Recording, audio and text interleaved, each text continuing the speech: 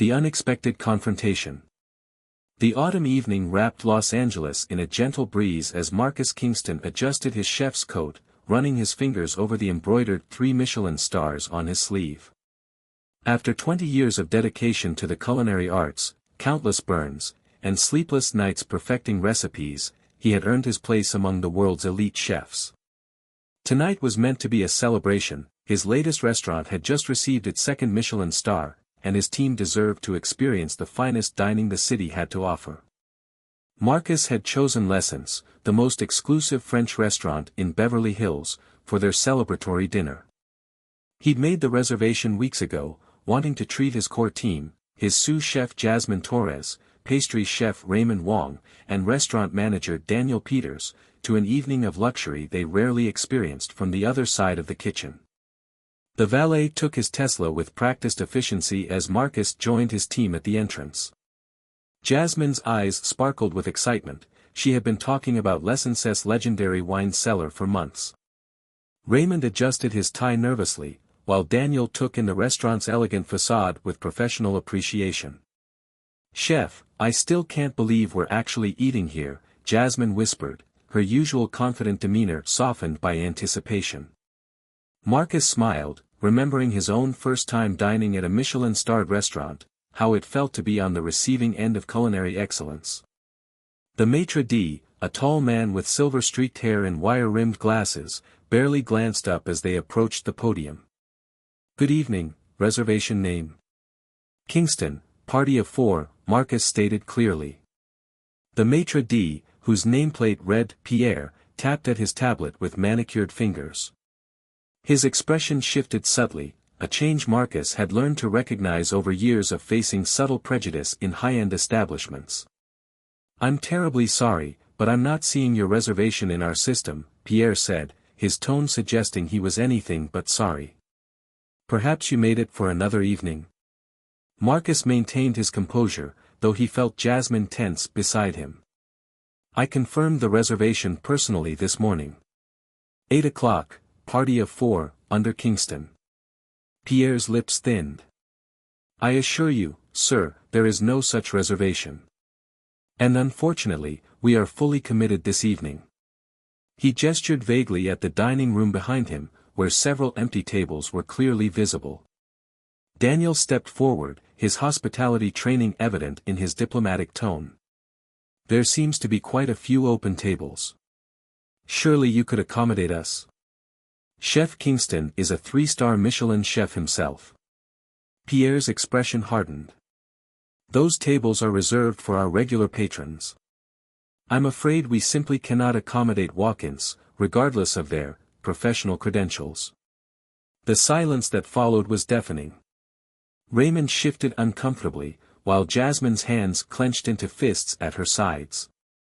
Marcus felt a familiar weight settle in his chest, the weight of countless similar moments, of doors quietly closed, of excellence demanded yet access denied. "Pierre," a new voice interrupted, smooth as aged cognac but sharp with authority. A woman in an impeccably tailored suit approached, her heels clicking against the marble floor. "Is there a problem?" "Not at all, Madame Beaumont. I was just explaining to these people that we cannot accommodate walk-ins." The owner of Lessons, Claudette Beaumont, surveyed the group with calculating eyes. Recognition flickered across her face as she looked at Marcus, followed quickly by something that might have been shame, but was quickly masked by professional courtesy. "Chef Kingston," she said, her French accent pronounced. "Your reputation precedes you. Surely there must be some mistake with the reservation." "There's no mistake, Madame Beaumont," Marcus replied evenly. "But it seems your establishment has made its position clear."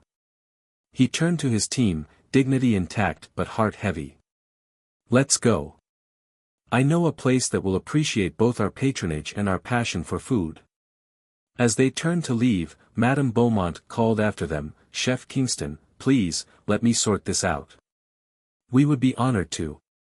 "The honor," Marcus interrupted, his voice carrying across the now silent lobby, "would have been in treating all your guests with respect from the moment they walked through your door.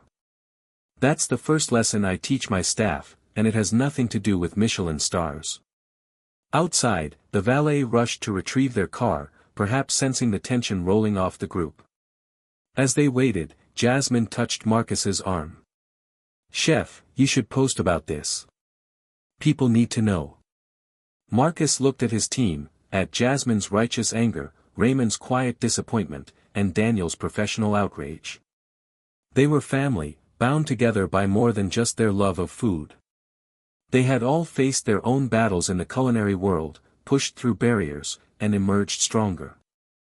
"No," he said finally, a smile spreading across his face. "We're going to do something better. Something that will change the game entirely."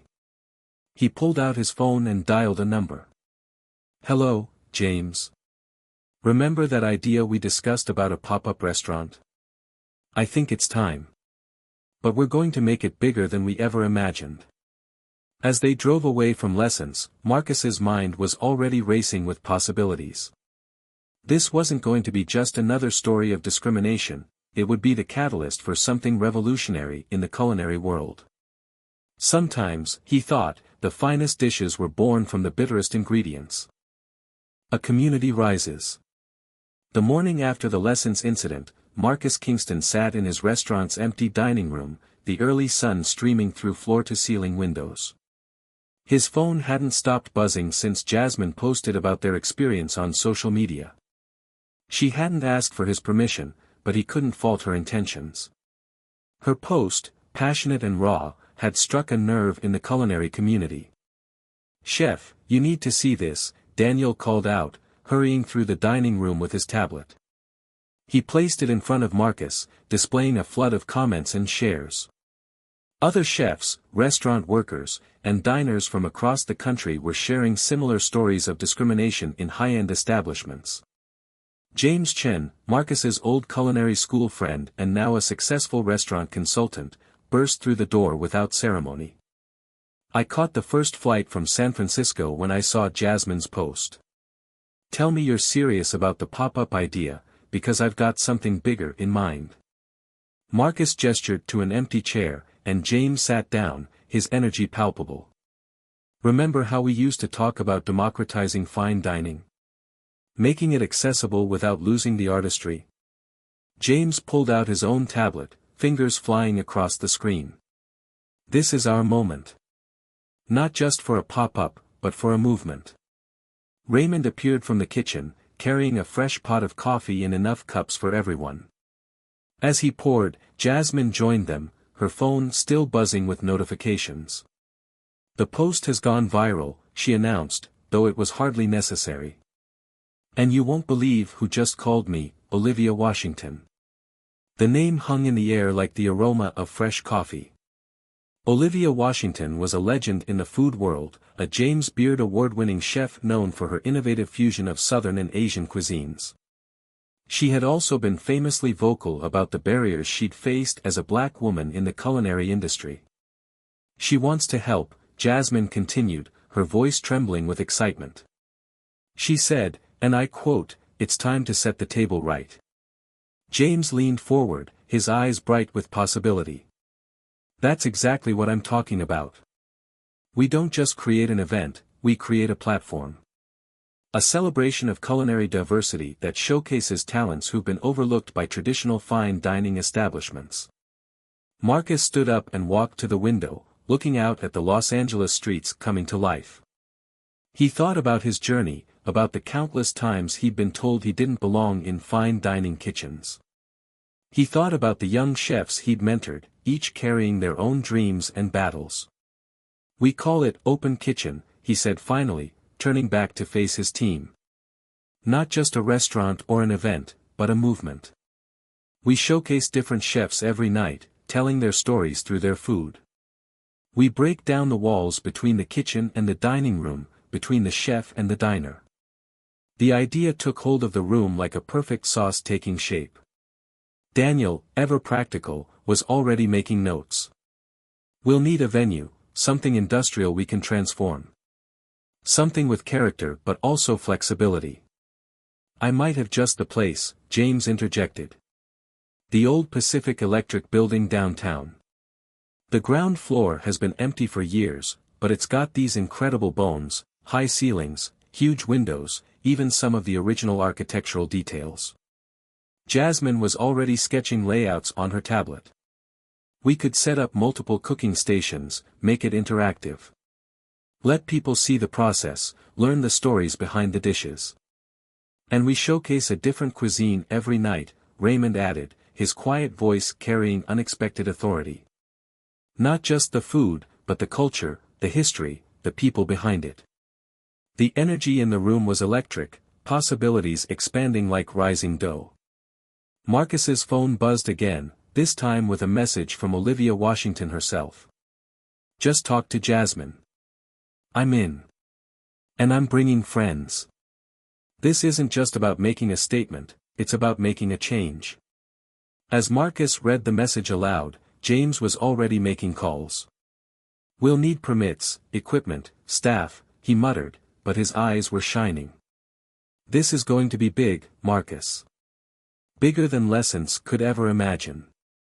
The next few hours passed in a blur of planning and phone calls. Word spread through the culinary community like wildfire. Chefs from every corner of Los Angeles, and beyond, were reaching out, wanting to be part of what they were creating. Food truck operators who'd revolutionize street cuisine, home cooks who'd preserved their family traditions, culinary students with fresh perspectives, all were drawn to the promise of open kitchen. By sunset, what had started as a response to discrimination had evolved into something far more powerful. Marcus stood in his kitchen, watching his team work with renewed purpose. The familiar sounds of chopping, sizzling, and gentle conversation filled the air, but there was something different now, a sense of destiny, of being part of something larger than themselves. Chef, Jasmine called from the door, Madame Beaumont from Lessons is on the phone. She wants to apologize, to make things right. Marcus smiled, but shook his head. Tell her thank you, but we're busy creating something new. Sometimes the best response to exclusion isn't seeking admission, it's building your own table and making sure everyone has a seat. As night fell over Los Angeles, the team continued working, their energy undiminished. They weren't just planning an event anymore, they were laying the groundwork for a revolution in fine dining. And this was just the beginning. Building something greater. The Pacific Electric Building's ground floor echoed with footsteps as Marcus Kingston and his team walked through the vast space. Dust motes danced in the sunbeams streaming through towering windows, and the worn marble floors told stories of a bygone era. James had been right, the space had potential, but it would take tremendous work to transform it into their vision. The health department's going to have a field day with this, Daniel muttered, making notes on his tablet. We'll need complete kitchen installations, ventilation systems, not to mention bringing the electrical up to code. Jasmine ran her hand along an ornate pillar, brushing away years of dust. But can't you see it? The history here, the stories these walls could tell. It's perfect for what we're trying to create. The property owner, an elderly woman named Gloria Martinez, watched them with keen interest. My grandfather used to work here when it was still a train station, she said, her voice warm with memory. He always said this place was about connecting people, bringing them together. Sounds like that's what you're planning to do too. Marcus nodded, already seeing the possibilities. The central space could house multiple cooking stations, each one a stage for different chefs to share their culinary stories.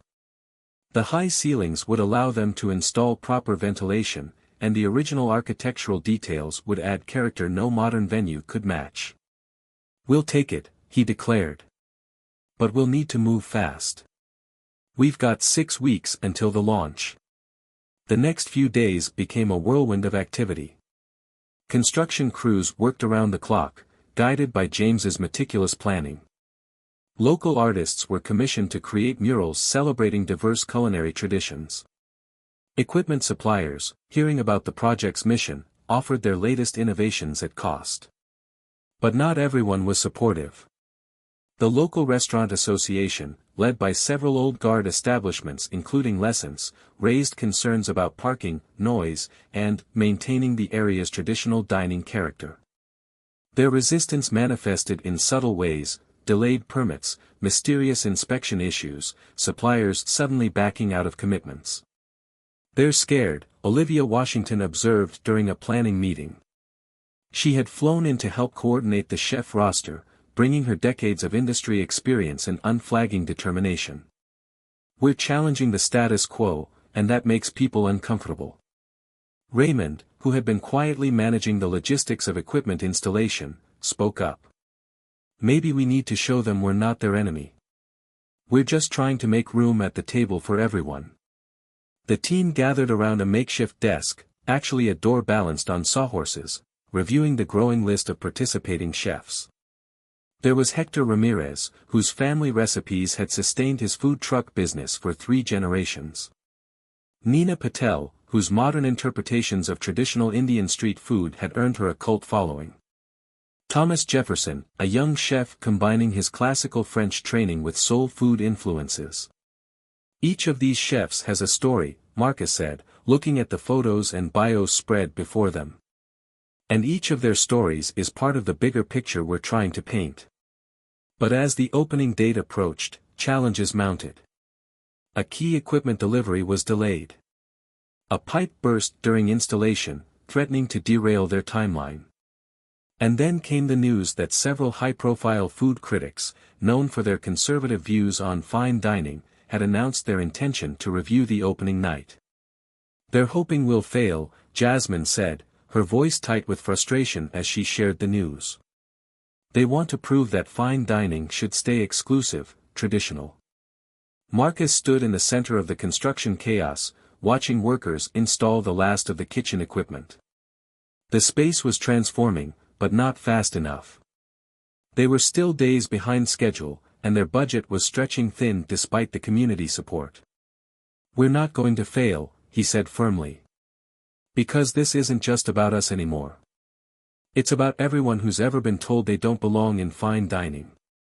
Every chef who's been told their cuisine isn't sophisticated enough. Every diner who's been made to feel unwelcome." That evening, as the construction crews packed up for the day, something unexpected happened. A group of culinary students from the local community college showed up, led by their instructor, a former colleague of Marcus's. "We heard you could use some help," the instructor said simply. "These students know their way around kitchen equipment installation. They want to be part of this." More help arrived in the following days. Restaurant workers came after their shifts to help clean and organize. Local farmers offered to supply fresh ingredients. A tech startup volunteered to create a custom reservation system that would ensure fair access to tables. The resistance from the traditional fine dining establishment had inadvertently created something powerful, a community united in purpose. Every obstacle they threw up was met with innovative solutions and overwhelming support. 1 week before opening, Marcus stood on a ladder, helping to hang the last of the light fixtures. Below him, the space had been transformed. The original marble floors gleamed, now inlaid with mosaic patterns representing different culinary traditions. The cooking stations were works of art in themselves, each one designed to showcase not just the food, but the people creating it. Jasmine called out from across the room, "Chef, you need to see this." She held up her phone, displaying a news article. The headline read, "Traditional Fine Dining, A Changing of the Guard." The article spoke of a growing movement in the culinary world, with Open Kitchen at its heart, challenging long-held assumptions about what fine dining could be. Marcus climbed down from the ladder, taking in the scene around him. Chefs were arriving for station training, their excited voices filling the space with multiple languages. Artists were adding final touches to their murals. The dream was taking physical form. "We're really doing this," Daniel said, standing beside him. "We're changing things." "No," Marcus corrected him, "we're just opening the door. The change was always coming. We're just making sure everyone has a seat at the table when it arrives." The night of unity. Opening night arrived with an electric energy that hummed through the renovated Pacific Electric building. Marcus Kingston stood in the center of the gleaming space, watching as his team made final preparations. The evening air carried the mingled aromas of a dozen different cuisines, spices from Nina Patel's station merging with the smoky notes from Hector Ramirez's grills, creating an intoxicating symphony of scents. 15 minutes until doors open, Daniel announced, his usual calm demeanor tinged with nervous excitement. Outside, a line had formed that wrapped around the block. Food critics, local celebrities, community members, and curious food lovers all waited with anticipation.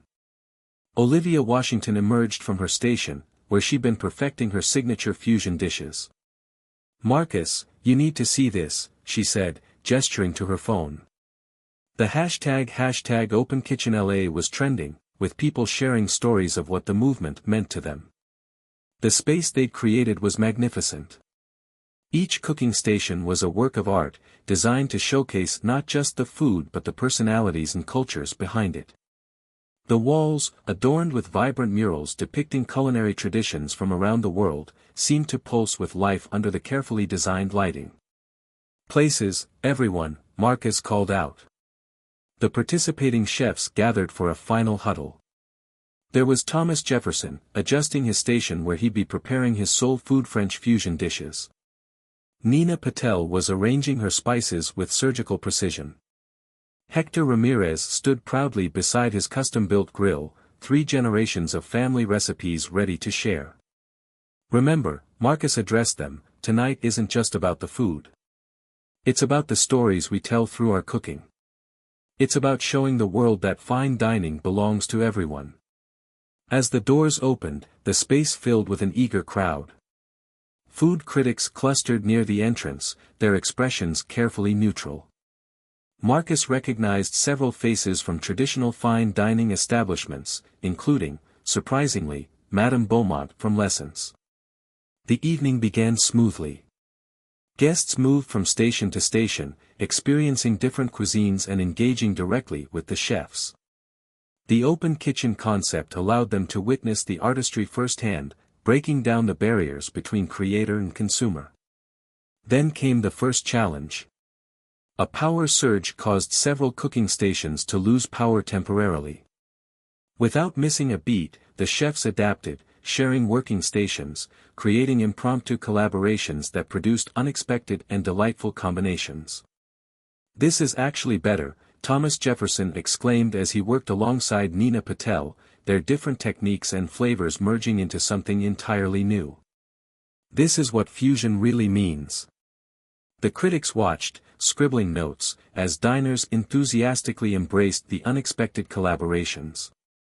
Even when things didn't go according to plan, the spirit of innovation and community shone through.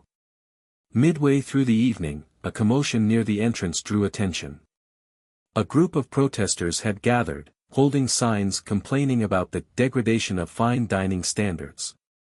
But before security could intervene, something remarkable happened. Gloria Martinez, the building's owner, stepped forward.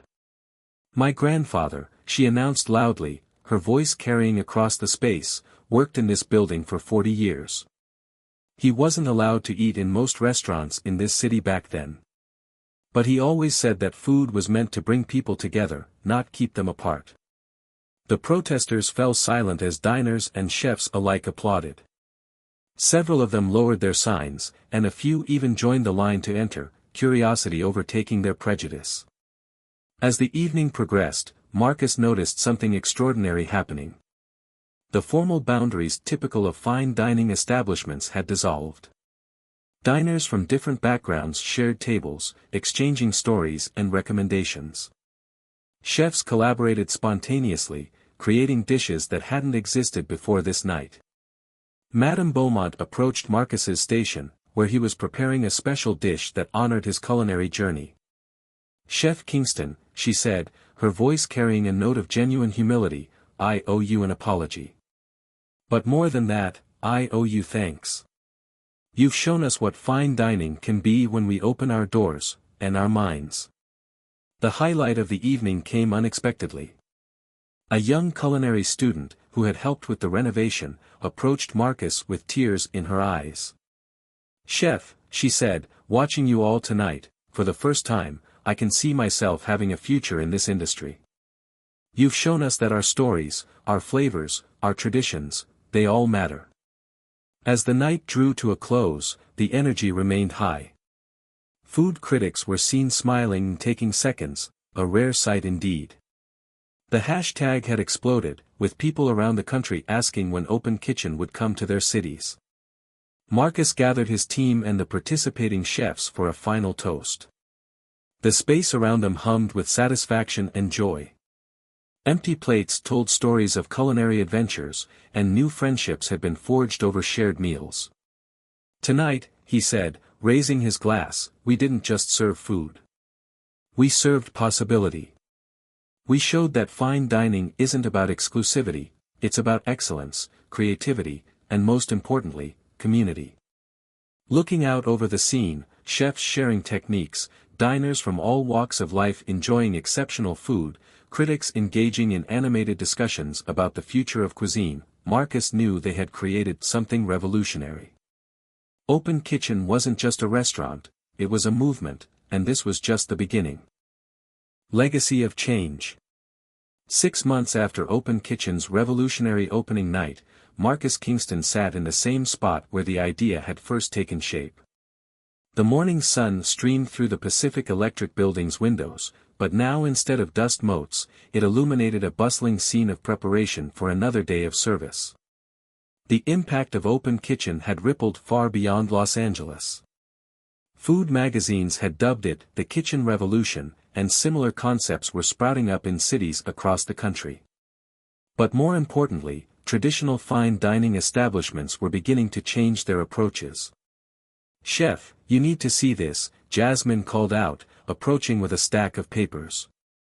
She laid out several articles from major food publications.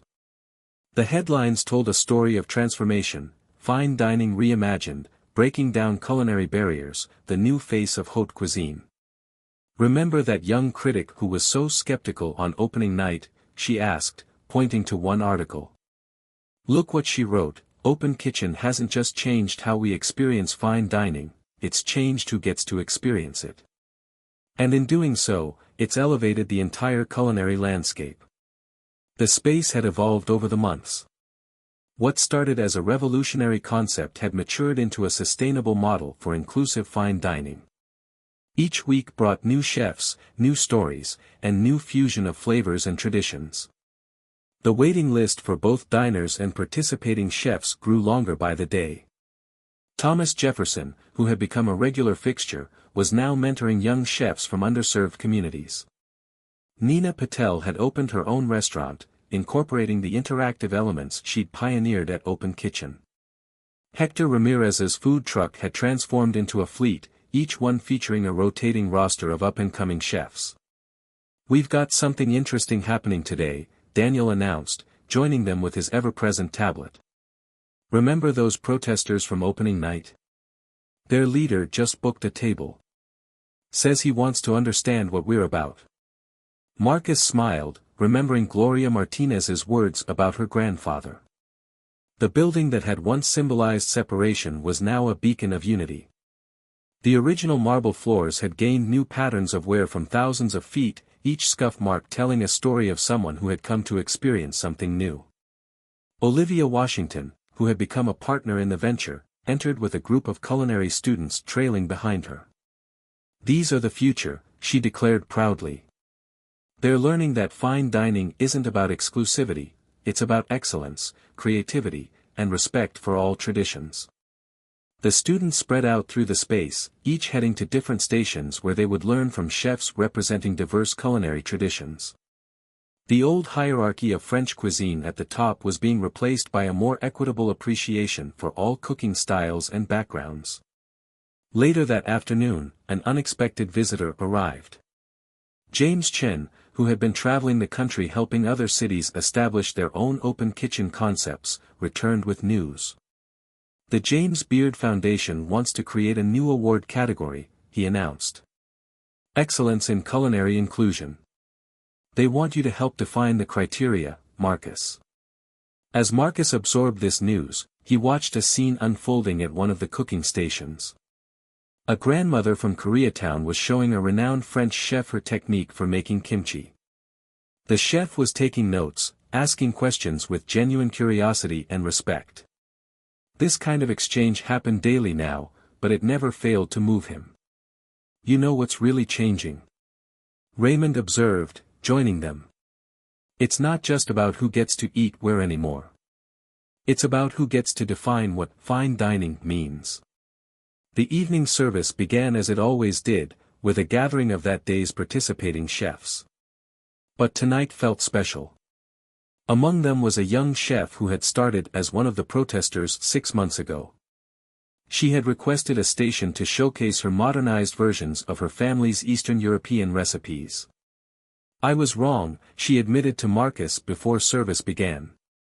"I thought you were trying to destroy fine dining traditions.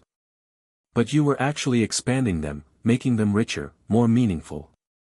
As the dinner service progressed, Marcus moved through the space, watching the interactions between chefs and diners. At one station, a line cook from Lessons was staging, learning techniques from a Thai street food master. At another, a group of culinary students were discovering the complexities of West African cuisine.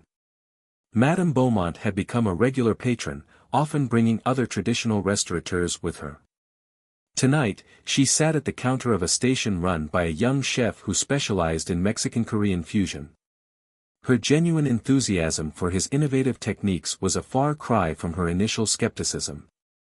Near closing time, Gloria Martinez appeared with a gift, a framed photograph of the building from its train station days. "My grandfather would have loved this," she said, gesturing to the diverse crowd enjoying their meals. This is what he meant about food bringing people together. As the last diners departed, Marcus gathered his team for their nightly debrief. The space hummed with the satisfied exhaustion of another successful service.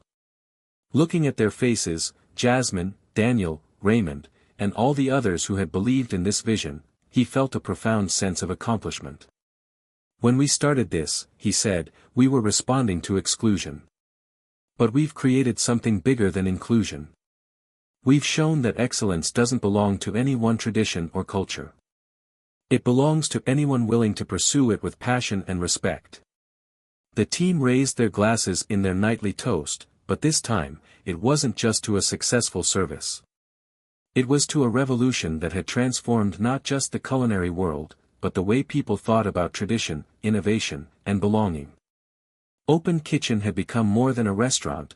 It was a testament to the power of opening doors instead of closing them, of adding seats to the table instead of guarding them. As Marcus looked around at the space that had started it all, he realized that sometimes the best response to discrimination isn't anger or retaliation, it's creation.